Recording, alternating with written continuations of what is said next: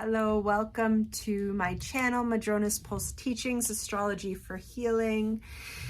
I hope that you're doing well. I'm going to chat with you about our first eclipse of this eclipse season of 2024. We're talking about a Libra Lunar Eclipse. This is happening on the 25th of March, pretty early in the morning, depending where you are. In Eastern time, it's just about 3 a.m. on the 25th. And this is our penumbral eclipse, meaning that the moon is passing through the Earth's shadow, and eclipse season happens. We have eclipse seasons about 6 months apart. And this is our first one of 2024. And they usually signify endings and beginnings, where the eclipse is happening. So this is happening again in Libra, and it's right at 5 degrees 7 minutes of Libra. So that's where we have the moon, and then the sun is opposite because it's a full moon, and the sun is in Aries at 5 degrees of Aries. So you always want to have a look at your chart if you do such things and see if you have any placements close to or around 5 degrees of Libra or Aries, also in the squares with Capricorn and Cancer. And let's chat about this eclipse. I am getting over a cold, so my voice is probably not what it usually is if you're used to listening to me, and I'm going to be sipping tea. And eclipse season. So eclipse season is a time when, as I was saying, usually there is something that's coming to a close. And again, we work on eclipses within roughly 6 month cycles. That said, sometimes they're pulling up earlier cycles, speaking to future cycles and these non-linear realities that we exist in. And eclipses are generally thought of also as having some wild card energy. How much the eclipse is impacting us personally depends upon where the eclipse is happening geographically. Also what our own charts are, and also on our sensitivities. And there's so many layers in astrology, and so we might not have a point right there at 5 degrees of Libra or Aries, but it might be activating another archetype within our chart. Again, this is where a professional astrologer can kind of help us tune in to all the different layers, and we just get more and more comfortable with the layers as our practice deepens and deepens. And Libra. So we've been working on releasing Libra aspects of the psyche, because the south node is in Libra and the north node is in Aries, and that is what makes an eclipse. It's when we have the new moon or the full moon, in this case the full moon, within a certain proximity to those nodes of the moon, which are points on the moon's path. And when we work with the nodes especially the transiting nodes in astrology, we do often use words like destiny and karma and fate.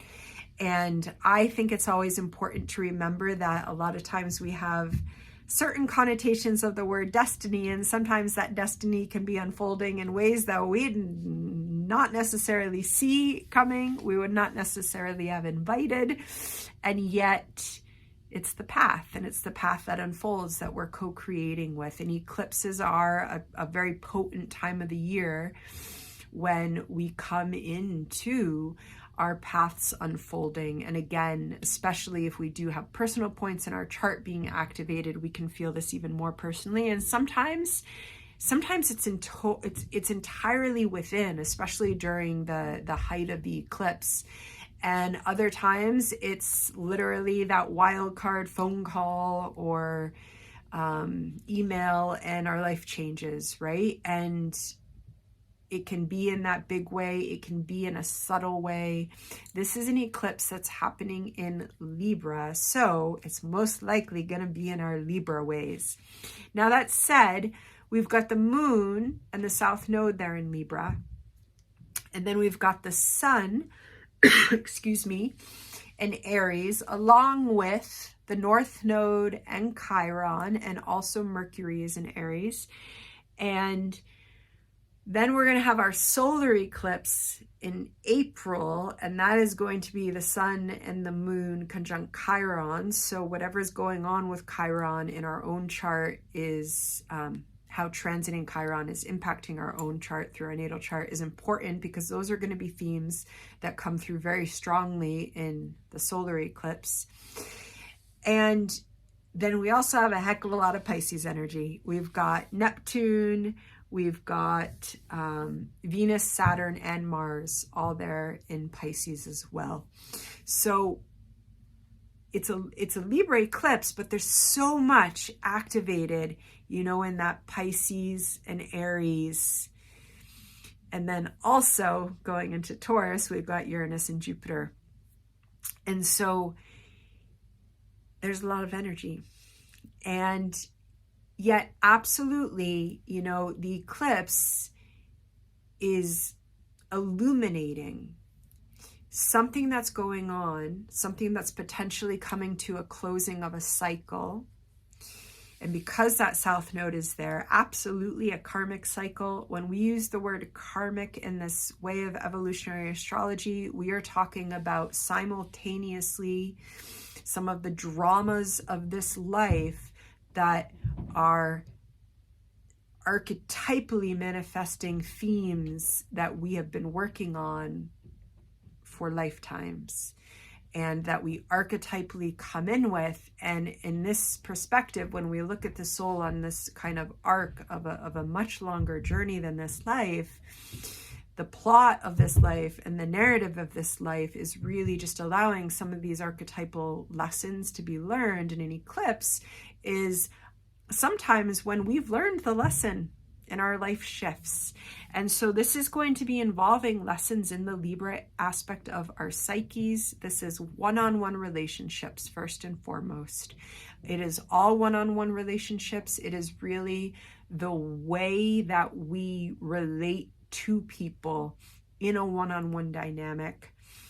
It's really important there to emphasize that, especially with an eclipse, especially with all that Aries energy, whatever is coming up at this particular point, it's not about the other person in that one-on-one dynamic. It's really about us, how we've been showing up, how we've been maybe not showing up, how we, when we talk about Libra and what could be closing out there, we would look at some of the less wakeful energies and vibrations and manifestations of the archetype. And in Libra, that's absolutely shape-shifting into what we believe other people want us to be, we're maybe taught other people wanted us to be, what stereotypes and social norms teach us we should be. Anytime that word should comes up, there's something that you can usually look at there. Usually the phrase people-pleasing is used with Libra. And this is when Libra is just so over-attached to an idea, to a confusion of status quo and peace. Because status quo, if it's coming at me silencing myself, other people not showing up fully, then it's really a false sense of peace, and it's more of a delicate balance of walking on eggshells. And those are some of the habits that absolutely this eclipse is asking us, showing us, subtly or not so subtly, suggesting that we can let go of, especially so that we can cycle through and come into the April solar eclipse, which is claiming our Aries self, the polar opposite energy of Libra. And also in this way, what is Libra then asking us to clear out so that we can be in actual equitable relationships and actual dynamics that manifest beauty in our lives and beauty out into the world in ways that are bringing true balance, which is not about one party silencing or us acting out of too strong a hold of fear on us and silencing ourselves. And when Libra silences itself, because it's air energy, oh, it can get things all out of whack in there. in here. And so, this is about letting those habits go. And again, we've been working on this with that South Node moving through Libra, and now the eclipse comes, and it's wherever we have 5 degrees of Libra in our chart, whatever house that's in, whatever points that's talking to,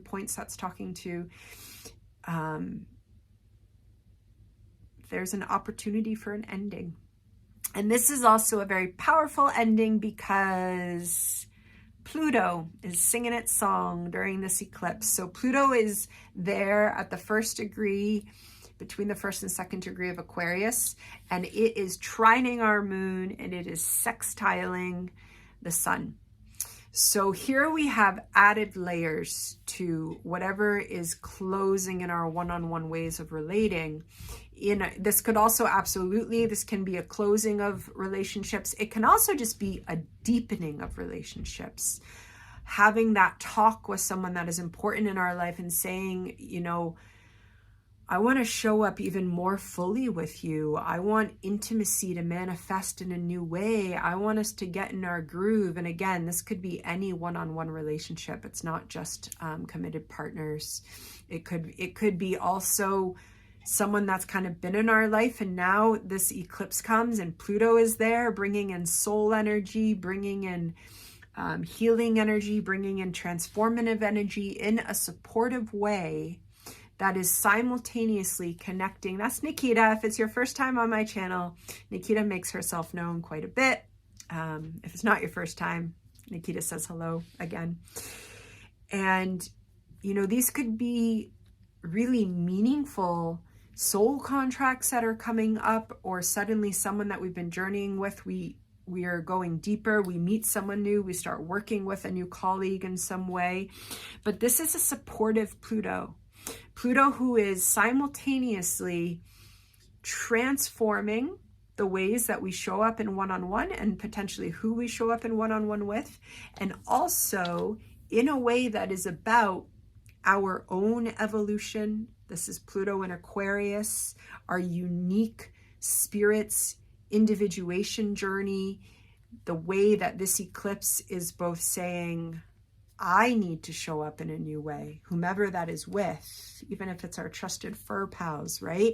That we can always go deeper in our one-on-one relationships. And Pluto says it's time to go deeper, okay? And that this is then also sextiling that sun, and it's helping us shift the way that we show up in one-on-one relationships. And then 2 weeks later, we have this incredible healing opportunity with Chiron coming conjunct the sun and the moon in Aries. And so the fact that Pluto is here, part of this eclipse, and again in this very supportive way, also this could absolutely be that illuminating energy of the full moon, shining light on parts of our unconscious that we have simply been journeying with, that are ready to be seen. And again, this is most likely going to show up around how we relate in one-on-one, what we've been silencing, maybe when we were very young, maybe before we even had full command of our language. We were taught some very strong lessons about how we should show up, how much of ourselves we should show up with, especially if we have childhood trauma. These lessons are learned early and they are stored in us. And Libra is a good student. Libra is a good student of one-on-one dynamics. And so when we form those Libra archetypal lessons at a very young age, they can be part of a survival mechanism, but they don't always serve us later on. And they can keep us on kind of a continuous loop of drawing people into our life that we can only show a certain part of ourselves to. And Pluto's here, and Pluto says, yeah, you don't got to do that anymore. You can show more of your whole self. And it wants it to be kind of that quirky Aquarian Pluto soul drive energy that we are all starting 20-year journeys with. And what a beautiful way to come in to that journey with Pluto, talking so supportively during this eclipse. And also, I would like to talk about Venus, because one of the next layers is we say, okay, this is a Libra eclipse. So what planet archetype is aligned with Libra? That's Venus. And so we look at what Venus is up to, and that gives us another layer of how this kind of closing energy is happening. And Venus is in Pisces. And so that's interesting, because Venus is moving through the last sign of the zodiac, which is another type of closing.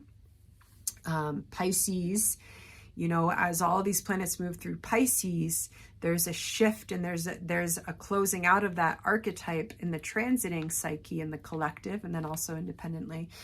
And sorry, I am sorry if having a black tail flashing like this is very distracting to you. And that said, one of her names is Venus, so maybe she likes the Venus conversation right now. And there's a closing going out there, and even more so because Venus is conjunct Saturn. They're in Pisces, okay? It was exactly conjunct closer to the equinox, and then we move right from equinox into this eclipse, and Venus is still conjunct Saturn. And, you know, that is absolutely a closing out, an ending of a cycle. And yet there, Venus, yes, relates as the planet archetype to one-on-one relationships, but Venus is, the core of Venus is about our values.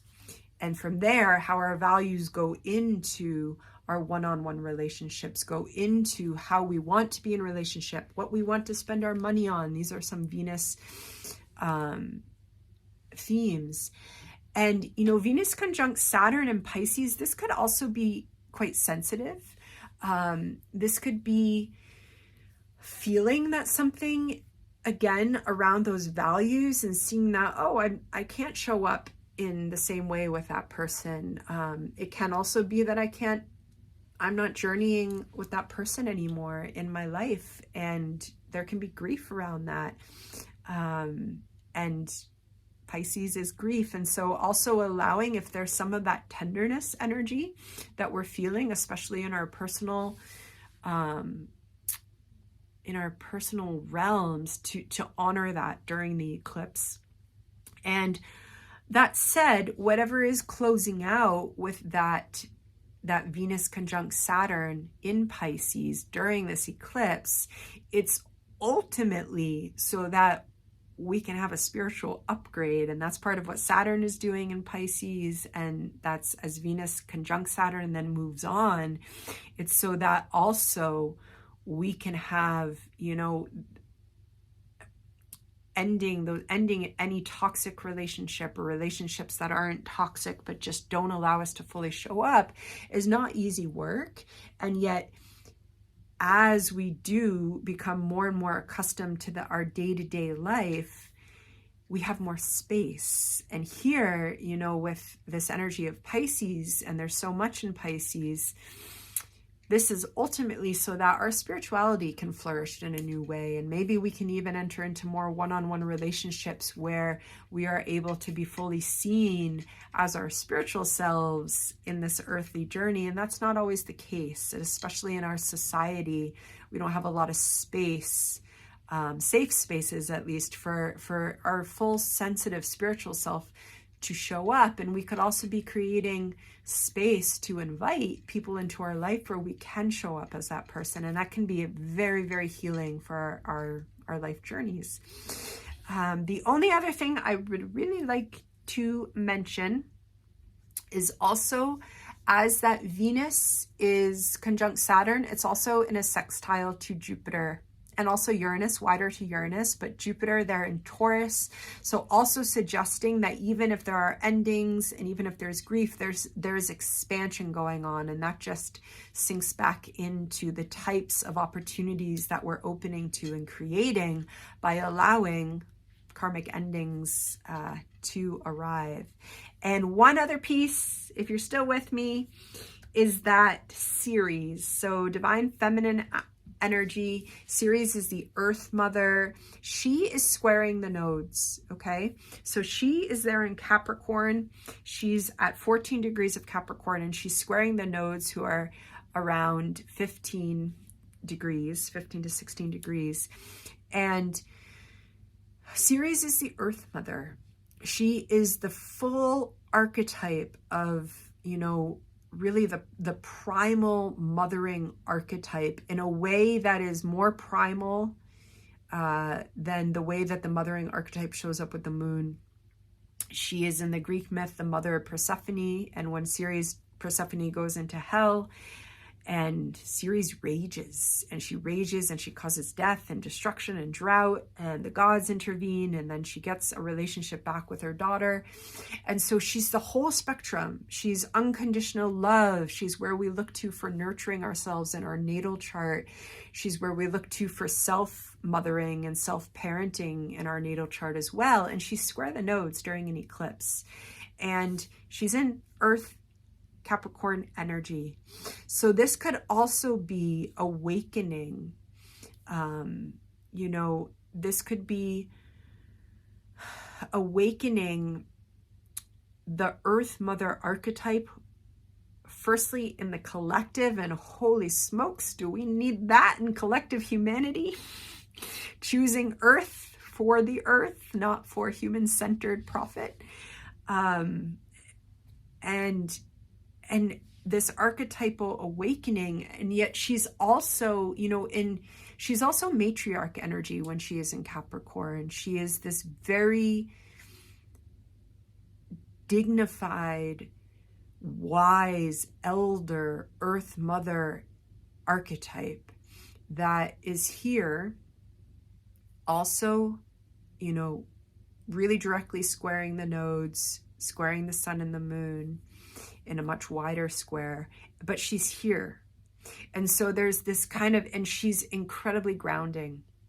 And she also is not aligned to human understandings of power, to human understandings of social organization. Ceres in Capricorn is aligned to Earth rhythms, Earth cycles, and there's an ability to potentially open up and hear some of those Earth cycles during this eclipse, to embody them, to take that wisdom into the next 6 months with us.